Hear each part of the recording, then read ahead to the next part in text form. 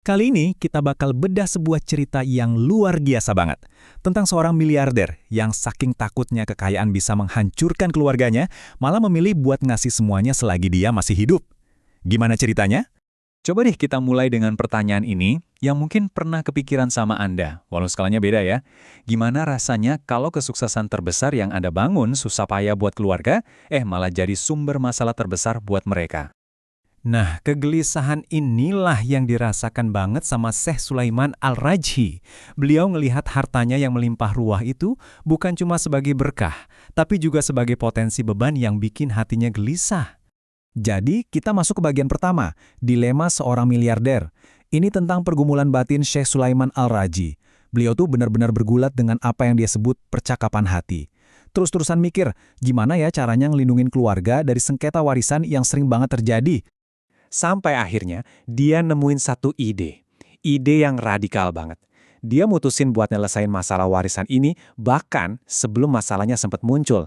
Jadi, bukan ninggalin surat wasiat buat nanti pas meninggal, tapi dia bakal bagiin seluruh hartanya pas dia masih sehat walafiat. Coba bayangin. Nah, ini dia solusinya, sebuah solusi yang radikal. Ini semacam jalan ganda gitu buat ninggalin warisan abadi sekaligus menjaga persatuan keluarga. Al-Rajhi merancang sebuah solusi unik yang terdiri dari dua bagian untuk ngamanin masa depan keluarganya dan pada saat yang sama ngebangun sebuah peninggalan amal yang gak akan lekang oleh waktu. Oke, sebelum kita lanjut, biar paham solusinya, kita harus kenal dulu sama konsep kuncinya. Wakaf. Apa sih itu wakaf? Simpelnya gini, wakaf itu kayak dana abadi dalam Islam. Aset yang kita wakafkan itu bakal dikelola terus-menerus buat tujuan amal. Jadi manfaatnya ngalir terus selamanya. Slide ini nunjukin bedanya dengan jelas banget. Coba kita lihat. Di satu sisi ada wasiat tradisional. Biasanya kan baru dibagiin setelah seseorang meninggal. Dan jujur aja, potensinya buat jadi sengketa itu tinggi banget. Nah, metodenya Al-Rajhi beda total. Hartanya dibagiin pas dia masih hidup. Tujuannya apa? Ya buat mencegah konflik. Jadi sebagian besar buat wakaf dan sisanya buat hadiah langsung ke keluarga atau yang disebut hibah. Dan motivasi utamanya itu dalam banget.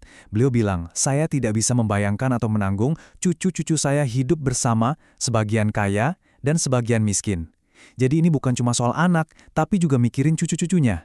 Beliau mau mastiin keadilan buat generasi mendatang. Biar nggak ada skenario di mana ada cucu yang dapat warisan, sementara yang lain nggak cuma karena orang tuanya meninggal duluan. Oke, idenya udah dapet. Tapi pertanyaannya, gimana cara ngejalaninnya? Maksudnya ini kan bukan cuma bagi-bagi uang receh. Ini kekayaan miliaran dolar. Tentu aja, ini butuh rencana yang super detail, yang disusun selama bertahun-tahun.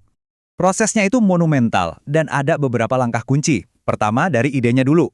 Ini dia sebut sebagai upaya ilahi buat nemuin formula yang pas. Kedua, konsultasi keluarga. Penting banget. Dia presentasiin rencananya ke semua istri dan anaknya buat dapat persetujuan penuh. Ketiga, baru dibentuk komite. Isinya orang-orang kepercayaan, anak-anaknya sama ahli keuangan. Terakhir, dan ini yang paling rumit, penilaian dan pembagian aset. Semua properti, perusahaan, saham, dihitung dan dibagi dengan sangat-sangat teliti. Dan jangan salah, ini bukan keputusan semalam. Kalau kita lihat lini masanya, ini tuh perjalanan puluhan tahun. Dimulai dari tahun 1407 Hijriah, wasiat pertama dibuat, itu kayak nanam benihnya. 10 tahun kemudian, wakaf resmi pertama didiriin.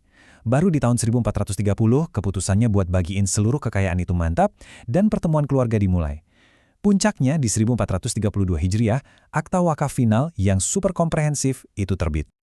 Sekarang, kita masuk ke bagian 4. Pelajaran apa sih yang bisa kita ambil dari warisan ini? Karena hasilnya itu bukan cuma soal transfer duit loh, tapi ada 5 pelajaran mendalam dari keputusan beliau. Oke, mari kita lihat yang pertama. Pelajaran pertama. Dia berhasil. Tujuan utamanya tercapai. Seperti yang beliau bilang sendiri, dengan tidak lagi memiliki harta warisan, beliau telah menggagalkan kesempatan setan untuk menimbulkan perselisihan di antara anak-anaknya. Jadi, dengan ngilangin objek sengketanya, ya, akar masalahnya langsung dicabut. Lanjut, yang kedua. Pelajaran ini nunjukin sebuah transformasi pribadi yang jujur aja cukup mengejutkan. Ternyata, kesenangannya dalam bekerja justru nambah. Dia bilang, sekarang saya menjadi pengelola wakaf, bekerja untuk mengembangkannya.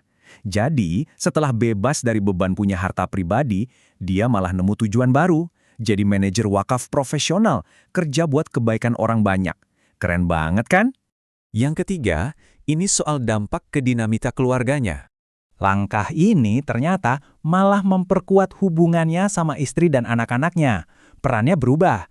Tadinya mungkin sebagai kepala keluarga yang, ya, punya segalanya. Sekarang, dia jadi penasihat yang dipercaya. Ikatan mereka jadi lebih dalam. Pelajaran keempat adalah tentang kekuatan dari sebuah teladan. Dia benar-benar jadi contoh nyata. Dia nunjukin bahwa uang itu bukan cuma buat foya-foya, tapi bisa jadi nilai yang ngangkat derajat seseorang, baik di dunia maupun di akhirat. Dan dampaknya, anak-anaknya jadi terinspirasi. Beberapa dari mereka bahkan mulai bikin wakaf sendiri. Dan yang terakhir, yang kelima, ini soal atmosfer yang dia ciptakan. Pada akhirnya, suasana di keluarganya jadi penuh harmoni dan rasa syukur. Dengan masa depan yang udah aman, dan contoh nyata di depan mata, anak-anaknya jadi lebih sering kerjasama dan saling dukung. Luar biasa. Jadi kita sampai ke bagian akhir, dampak yang abadi. Pada intinya, Syekh Al-Raji ini berhasil mengubah kekayaannya. Dari yang tadinya berpotensi jadi penghalang, jadi pemecah belah, malah jadi apa yang dia sebut sebagai jembatan menuju akhirat. Sebuah alat buat nyatuin keluarga dan mendebar kebaikan yang abadi. Ini ninggalin kita sama satu pertanyaan buat direnungkan. Coba bayangin, gimana ya dunia kita bisa berubah kalau lebih banyak orang, atau bahkan kita semua dalam skala masing-masing, ngelihat kekayaan itu sebagai jembatan, bukan sebagai penghalang. Warisan seperti apa yang bakal kita tinggalin?